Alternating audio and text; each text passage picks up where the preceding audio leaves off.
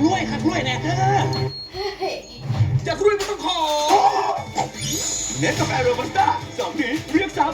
แจกทอง 1.6 ล้านบาทแค่ส่งเน็ตกาแฟโรบัสต้า2 นี้เท่านั้น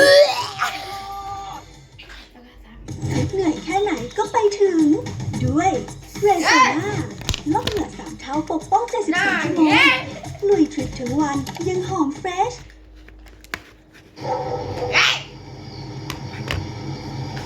ไม่ใช่ ร้อนก่อน แค่นี้เองอ่ะทำไมไม่รู้อ่ะลูก ป้